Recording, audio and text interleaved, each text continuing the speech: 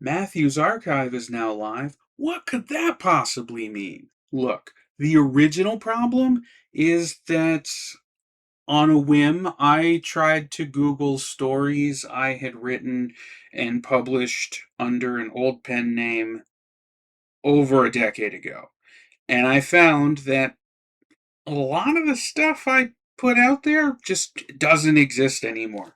The websites are gone. I don't have copies of it anymore. It's just disappeared. I've even tried looking through the Wayback Machine and I can't recover all of these. So I've started the process of recovering and reconstructing and doing what I can to retrieve some of my older works because a lot of these were written well over a decade ago, and half of them were under a completely different name. So even though right now I publish and write under Matthew C. Walker, back then I was going by Clarence Matthews. And even that wasn't consistent. Sometimes it was Clarence M. Matthews, sometimes it was Clarence W. Matthews. And really, it just took my name and rearranged it.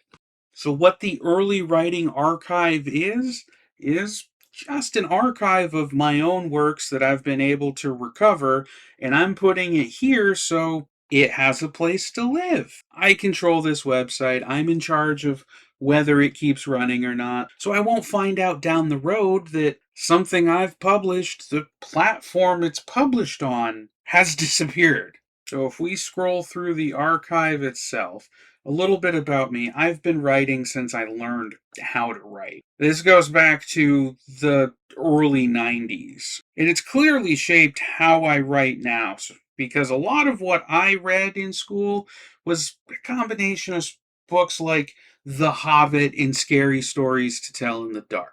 Things that influenced what I did with my own works.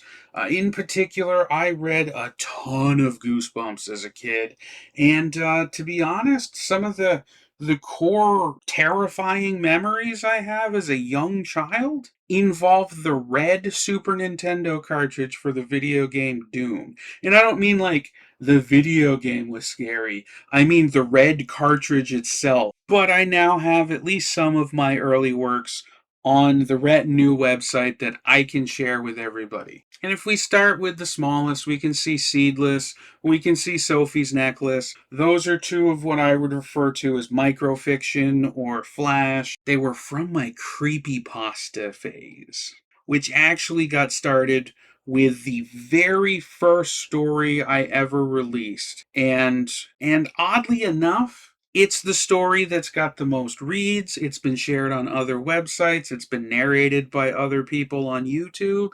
And it sat dormant for a decade where once every 3 or 4 years I might go, let me go check on that and see if anybody's commented on it. Has anybody actually read it? And surprisingly, over the years, at least a few people have. That story is what I refer to as my original creepypasta. I should have worn a different watch. And it's the only story that if you Google the title will pop up on other websites. This is one that I was able to recover from places that it was published in, even though the original website I published it on doesn't exist anymore. It's switched hands a few times, it's rebranded a few times, but my work still exists. And I will say, if you do find it, the image used with it isn't mine. This never had a cover image. And if you're not in the mood for reading it, it's been narrated by a few other people on YouTube, so you could go listen to it. And if you wait long enough, I fully intend on narrating all of the works that are available for free on my website. You can see these have been published 9 and 11 years ago. So we're going back into the olden times of the internet. But you will see not everything is available yet. Like the story Nutria, which actually is based off of the little rat beaver thing. It's about a nutria, or involves a nutria at least. That story's not available in the archive yet. And that's because I started writing these with the idea that I would eventually publish a collection of stories. Or if I could get somebody to write with me, maybe we'd create an anthology.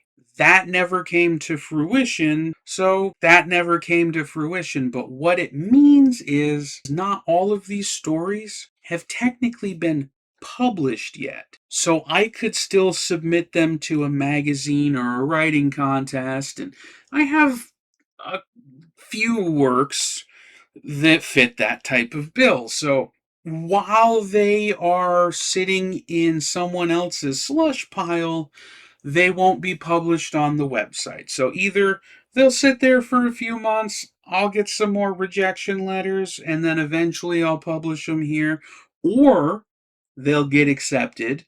They'll have a temporary home somewhere else where they get published in a magazine or on some website.